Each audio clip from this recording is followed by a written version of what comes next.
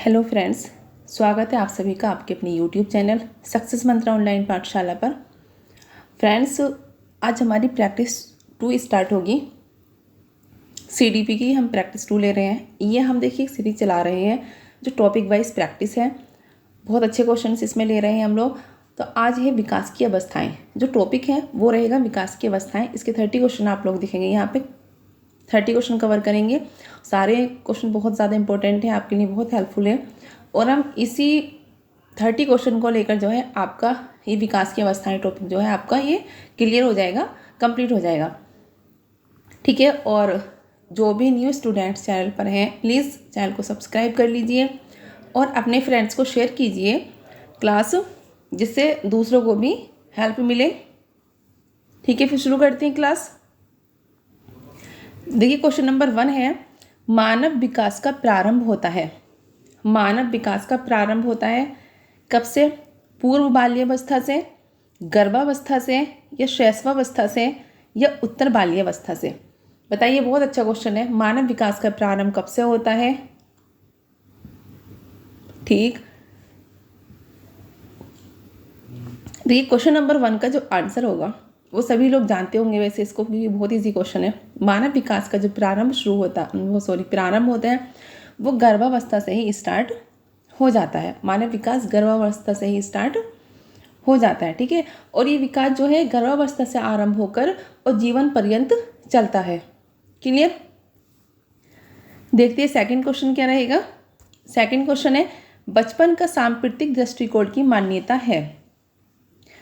ए है, बहुत तरीके से बच्चे प्राप्त वयस्कों के बराबर होते हैं। सेकंड है, बच्चों को युवा प्राप्त वयस्कों के रूप में सबसे अच्छा माना जाता है। थर्ड है, बचपन आधारिक रूप से प्रतीक्षा अवधि है। डी है, बचपन वृद्धि एवं परिवर्तन की अनूठी अवधि है। इसका बताइए, बचपन का सांप्रतिक दृष्टिकोण की मान्यता क्या है? ठीक है,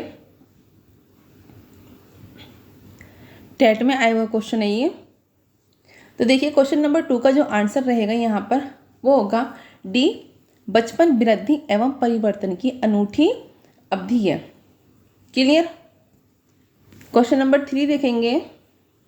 क्वेश्चन नंबर 3 है, शैशवावस्था मानव विकास की प्रमुख अवस्था है। देखिए शैशवावस्था कौन सी अवस्था है? प्रथम अवस्था है, द्वितीय अवस्था है, तृतीय अवस्था है, या फिर चतुर्थ अवस्था है? बताइए कौन सी अवस्था माना जाता है शैशवावस्था को? ठीक है। तो देखिए शैशवावस्था मानव विकास की जो अवस्था माना जाता है वो माना जाता है प्रथम अवस्था। शैशवावस्था को प्रथम अवस्था माना जाता है। और ये कब से कब तक होती है? ये जन्म से 2 वर्ष तक इसका टाइम होता है शैशवावस्था का। क्लियर? आते हैं क्वेश्चन नंबर 4। क्वेश्चन नंबर 4 है, शैशव काल की अवधि है। शैशव काल की अवधि क्या है? ए है, जन्म से 1 वर्ष तक, जन्म से 2 वर्ष तक, जन्म से 3 वर्ष तक, और 2 से 3 वर्ष तक। बताइए, सीटेट का आया हुआ क्वेश्चन है ये भी, शैशव काल की अवधि क्या मानी जाती है? ठीक है, तो बिल्कुल अभी अभी बताया था इसका तो कि शैशव काल की जो अवधि मानी जाती है वो मानी जाती है जन्म से 2 वर्ष तक मानी जाती है। क्लियर? बढ़ते हैं नेक्स्ट क्वेश्चन की तरफ। और क्वेश्चन नंबर 5 है, शैशवावस्था में बच्चों के क्रियाकलाप होते हैं, कैसे होते हैं? मूल प्रवृत्त्यात्मक होते हैं, संरक्षित होते हैं, या संज्ञानात्मक होते हैं, या संवेगात्मक होते हैं? बताइए कैसे होते हैं। शैशवावस्था की बात हो रही है। शैशवावस्था में बच्चों के क्रियाकलाप किस तरह के होते हैं? देखिए एक एक क्वेश्चन बहुत हेल्पफुल है, बहुत अच्छे क्वेश्चन हैं और आप लोगों को मज़ा आएगा प्रैक्टिस करने में। और लास्ट में अपना फीडबैक दीजिएगा, बताइएगा क्वेश्चन कैसे रहे, और अपना स्कोर भी दीजिए कि किसके क्वेश्चन कितने सही गए हैं। तो देखिए शैशवावस्था में जो बच्चों के क्रियाकलाप होते हैं वो होते हैं मूल प्रवृत्त्यात्मक, क्योंकि जो बच्चे का अधिकांश व्यवहार का जो आधार होता है वो शिशु की मूल प्रवृत्तियाँ ही होती हैं। जैसे भूख लगने पर शिशु का रोना, और सामने पड़ी किसी भी वस्तु को मुंह में रख लेना। बच्चा जो होता है वो छोटे में कुछ नहीं, उसे क्या पता होता है कि ये कैसी वस्तु है, वो तो जो भी उसके हाथ में आता है मुंह में रख लेता है। तो शैशवावस्था में बच्चों के जो सभी क्रियाकलाप होते हैं मूल प्रवृत्त्यात्मक होते हैं। क्वेश्चन नंबर 6 है, शैशवावस्था की प्रमुख विशेषता है। शैशवावस्था की प्रमुख विशेषता क्या है? शारीरिक विकास में तीव्रता, मानसिक विकास में तीव्रता, मूल प्रवृत्त्यात्मक व्यवहार या सीखने की प्रक्रिया में तीव्रता। बताइए क्या है शैशवावस्था की जो प्रमुख विशेषता क्या है? ठीक है, ठीक।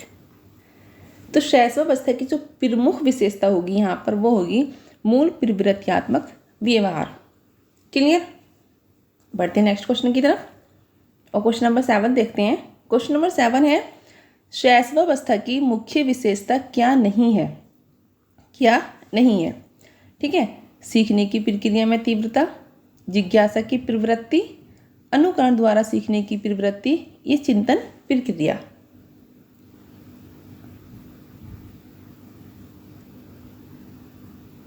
ठीक है, तो शैशवावस्था की जो मुख्य विशेषता यहाँ पर नहीं होगी वो नहीं होगी चिंतन प्रक्रिया।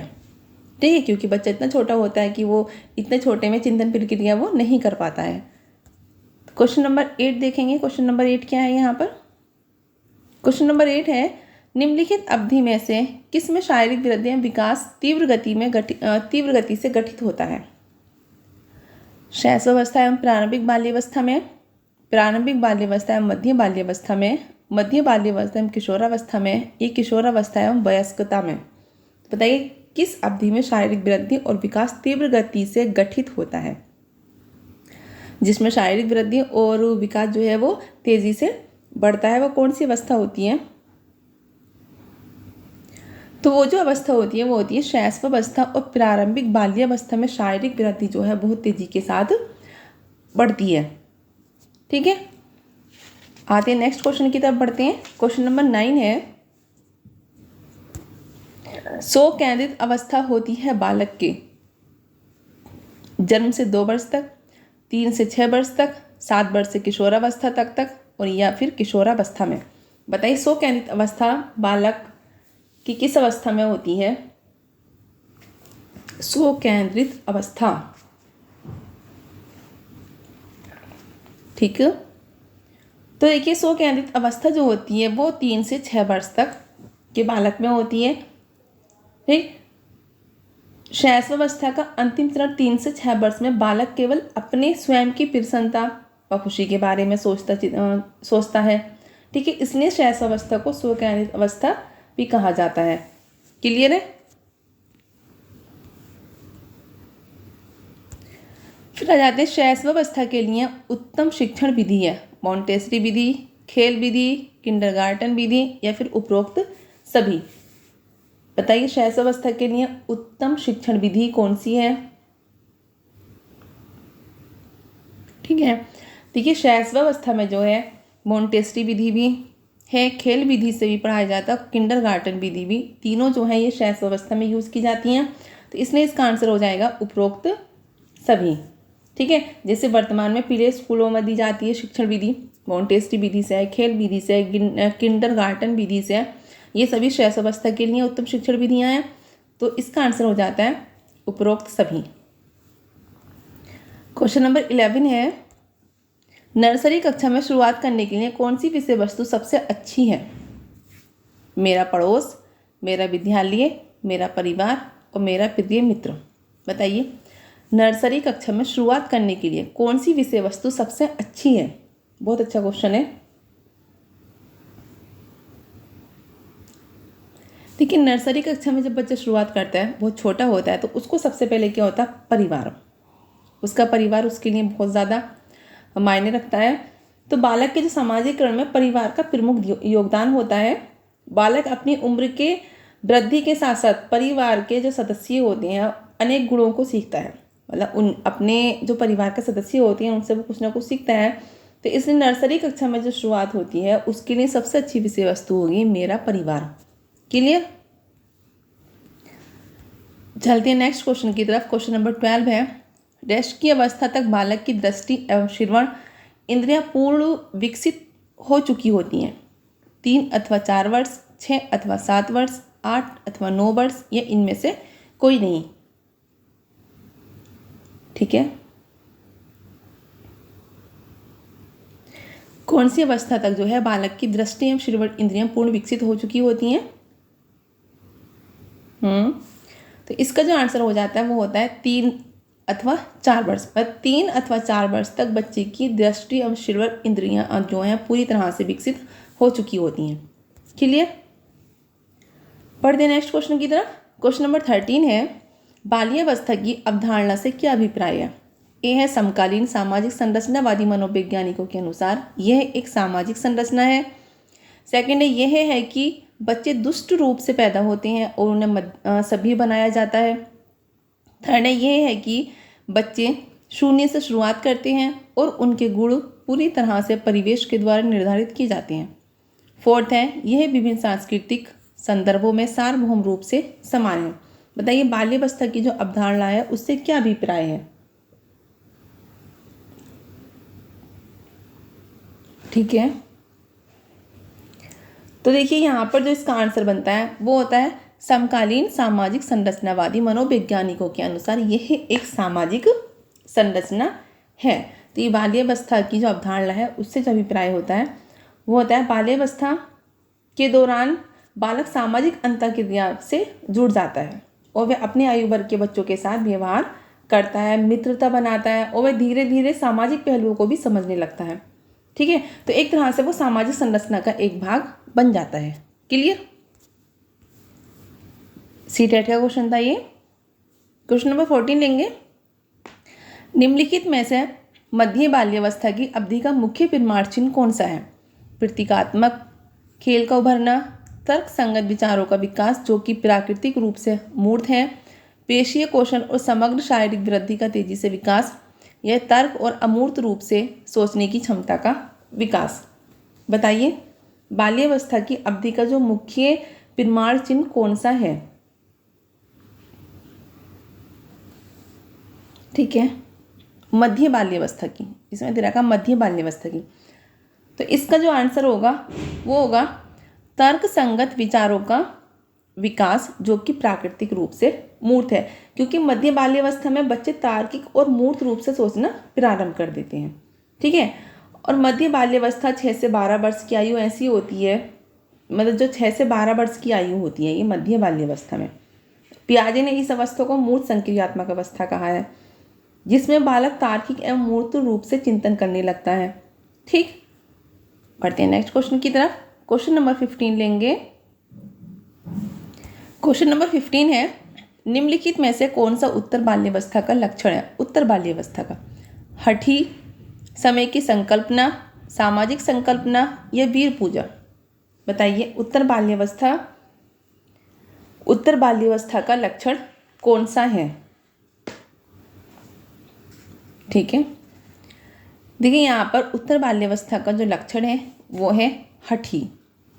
ठीक है, उत्तर बाल्यावस्था जो 9 से 12 वर्ष की आयु कहलाई जाती है, में इसमें क्या होता है बच्चे जो हैं अधिकांश समय दूसरों की प्रशंसा तथा निंदा पर पूरी तरह से आधारित रहते हैं, जिसके फलस्वरूप उसमें अनेक सामाजिक और नैतिक गुण, अब गुण जैसे हठी है, आज्ञा पालन है, सहयोग है, ये बड़ों की बातों को इच्छा अनुसार मानना और न मानना। ठीक है, व्यवहार में आत्मनियंत्रण होना, सहानुभूति और अनुशासन का विकास, ये सब कुछ जो है इसी अवस्था में होने लगता है। क्लियर? क्वेश्चन नंबर 16 देखेंगे यहाँ पे। इस अवस्था में बालकों में नई खोज करने की और घूमने की प्रवृत्ति बहुत अधिक बढ़ जाती है। किस अवस्था में? शैशवावस्था में, उत्तर बाल्यावस्था में, किशोरावस्था में या प्रौढ़ावस्था में? बताइए नई खोज करने की और घूमने की प्रवृत्ति ज़्यादा बढ़ जाती है, कौन सी अवस्था में बढ़ती है? ठीक है, देखिए ये जो अवस्था होती है ये है उत्तर बाल्यावस्था। उत्तर बाल्यावस्था में बच्चों के अंदर नई खोज करने की और घूमने की प्रवृत्ति बहुत अधिक बढ़ जाती है। क्लियर? बढ़ते हैं नेक्स्ट क्वेश्चन की तरफ। क्वेश्चन नंबर 17 है, विकास की किस अवस्था को कोल तथा ब्रूस ने संवेगात्मक विकास का अनोखा काल कहा है? अच्छा क्वेश्चन है। देखिए इससे 2 क्वेश्चन बन जाते हैं। एक तो डेफिनेशन आती है, संवेगात्मक विकास का अनोखा काल किसने कहा है? तो कोल तथा ब्रूस ने कहा है। और किस अवस्था को कहा है वो आप बताइए, किस अवस्था को कहा है? बाल्यावस्था को कहा है, शैशवावस्था को कहा है, किशोरावस्था को कहा है, या फिर प्रौढ़ावस्था को कहा है? बताइए कौन सी अवस्था को कहा है? देखिए, संवेगात्मक विकास का अनोखा काल जो कहा गया है वो कहा गया है बाल्यावस्था को। ठीक है, तो क्वेश्चन नंबर 17 का यहाँ पर ए ऑप्शन राइट आंसर हो जाएगा। बढ़ते नेक्स्ट क्वेश्चन की तरफ। क्वेश्चन नंबर 18 है, माँ बाप के साय से बाहर निकल अपने साथी बालकों की संगत को पसंद करना संबंधित है किशोरावस्था से, पूर्व बाल्यावस्था से, ठीक है, उत्तर बाल्यावस्था से, या शैशवावस्था से। मतलब माँ बाप के साय से जो बाहर निकलकर अपने साथी बालकों की संगत को पसंद करते हैं बच्चे, वो कौन सी अवस्था में करते हैं? बताइए। अच्छा क्वेश्चन है। जब बच्चा बड़ा होने लगता है वो क्या करता है? वो ज़्यादातर अपने साथियों में बैठने लगता है, उनके साथ खेलना पसंद करता है, उनके साथ बाहर निकलना पसंद करता है। कौन सी अवस्था ऐसी होती है? तो वो अवस्था होती है उत्तर बाल्यावस्था। ठीक है, उत्तर बाल्यावस्था में बच्चे जो हैं अपनी साथी बालकों की संगत में रहना पसंद करते हैं। क्लियर? नेक्स्ट क्वेश्चन देखेंगे। क्वेश्चन नंबर 19 है, बाल्यावस्था की अवधि में विकास धीमी गति से होता है एवं उसे मापा नहीं जा सकता, बहुस्तरीय और मिश्रित होता है, में केवल परिमाणात्मक परिवर्तन होते हैं, या अनियमित और असंबद्ध होता है? बताइए, बाल्यावस्था की अवधि में विकास कैसे होता है? ठीक है, तो बाल्यावस्था जो 6 से 12 वर्ष की आयु होती है, इसमें जो है विकास बहुस्तरीय और मिश्रित होता है। ठीक है, ये अवस्था बालक के व्यक्तित्व के निर्माण की होती है। क्लियर?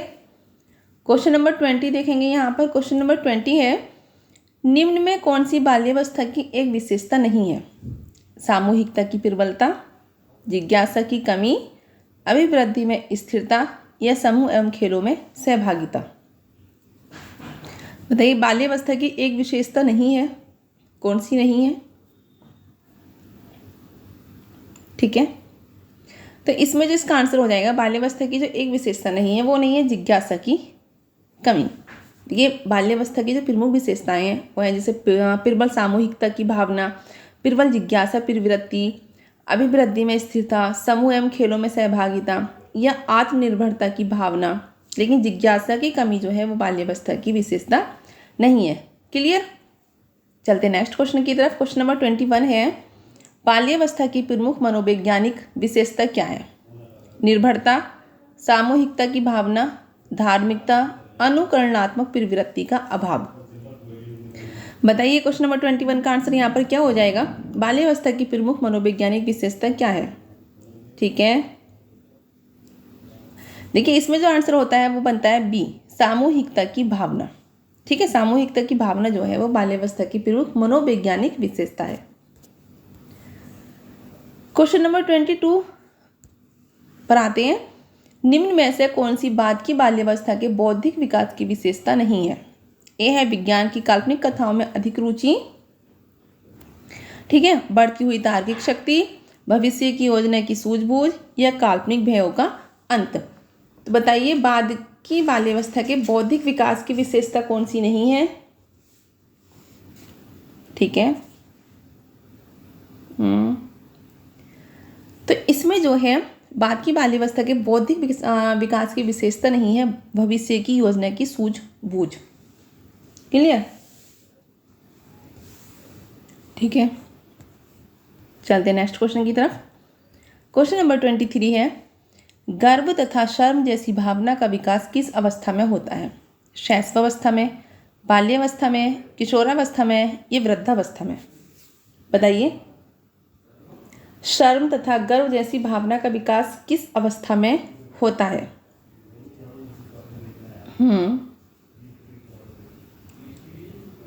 देखिए, शर्म तथा गर्व जैसी भावना का जो विकास होता है वो होता है बाल्यावस्था में। ठीक है, बाल्यावस्था एक ऐसी एज है जिसमें बच्चा जो है गर्व तथा शर्म जैसी भावना उसके अंदर होती है। क्वेश्चन नंबर 24, तनाव और क्रोध की अवस्था है, शैशवावस्था, किशोरावस्था, बाल्यावस्था या वृद्धावस्था। तनाव और क्रोध की अवस्था कौन सी होती है? ठीक है, बताइए। देखिए, अच्छा क्वेश्चन है ये, तो आप लोग जानते भी होंगे। देखिए, तनाव और क्रोध की जो अवस्था है वो मानी जाती है किशोरावस्था को। किशोरावस्था जो 12 से 18 वर्ष तक होती है, और इस अवस्था को हॉल ने संघर्ष, तूफान, तनाव तथा विरोध की अवस्था कहा है।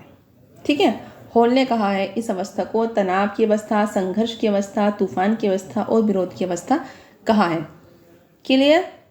क्वेश्चन नंबर 25 है, वह अवधि जो वयस्कता के संक्रमण की पहल करती है उसे क्या कहते हैं? पूर्व क्रियात्मक अवधि, बाल्यावस्था की समाप्ति, किशोरावस्था या मध्य बाल्यावस्था। ठीक है, वयस्कता के संक्रमण की पहल करती है, बताइए।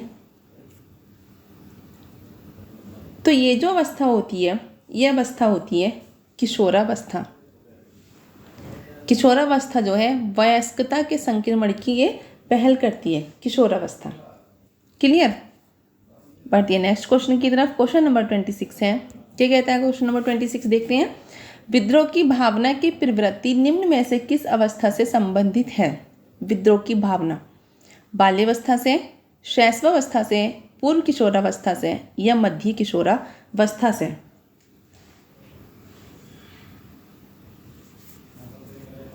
गुड। देखिए, इसका जो आंसर बनता है वो बनता है पूर्व किशोरावस्था से। ठीक है, विद्रोह की भावना जो है वो पूर्व किशोरावस्था में होती है। ठीक, प्राय क्या होता है 10 से 14 वर्ष के मध्य की जो उम्र में बच्चों में स्वयं की पहचान की भावना विकसित होती है, और इसी कारण पूर्व किशोरावस्था में बच्चों में विद्रोह की भावना की प्रवृत्ति पाई जाती है। क्लियर? क्वेश्चन नंबर 27 पर आते हैं। निम्नलिखित में से किस अवस्था में बच्चे अपने समवयस्क समूह के सक्रिय सदस्य हो जाते हैं? मतलब किस अवस्था में बच्चे अपने समवयस्क समूह के सक्रिय सदस्य हो जाते हैं? किशोरावस्था, प्रौढ़ावस्था, पूर्व बाल्यावस्था या फिर बाल्यावस्था? बताइए।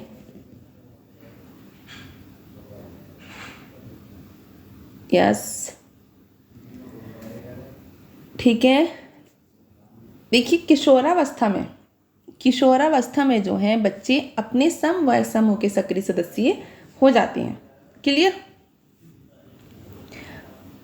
नेक्स्ट क्वेश्चन है, हॉल का सिद्धांत निम्न में किसकी व्याख्या करता है?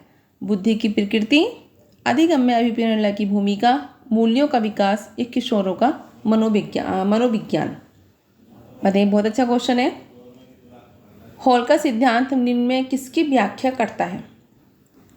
तो हॉल का सिद्धांत किशोरों का मनोविज्ञान से संबंधित व्याख्या करता है।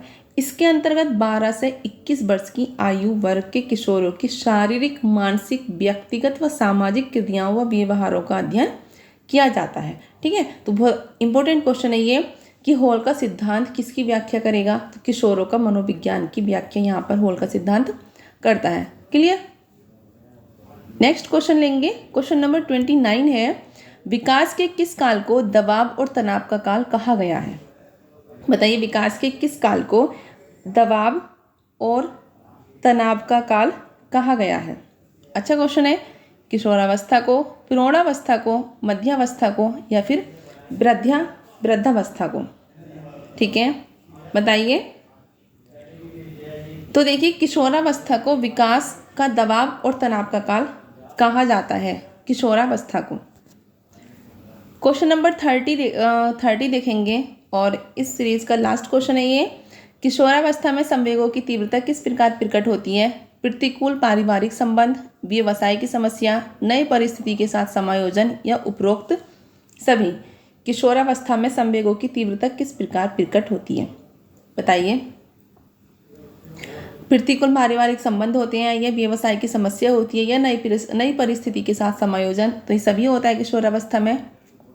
ठीक है, सारे संवेग होते हैं। तो इसका जो आंसर होता है यहाँ पर हो जाता है उपरोक्त सभी, क्योंकि किशोरावस्था को तूफान एवं संवेगों की अवस्था कहा गया है।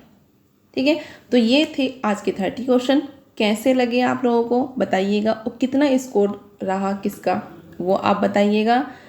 और प्लीज़ वीडियो को लाइक कीजिए एंड शेयर कीजिए, ठीक है। और जो भी न्यू स्टूडेंट हैं वो प्लीज़ सब्सक्राइब कर लीजिए चैनल को, जिससे आपको नोटिफिकेशन टाइम पर मिलता रहे और आप लोग इसका पूरा फ़ायदा उठाएं। मिलते हैं फिर नेक्स्ट वीडियो में नए टॉपिक के साथ, क्वेश्चंस के साथ। तब तक के लिए अपना ख्याल रखिएगा।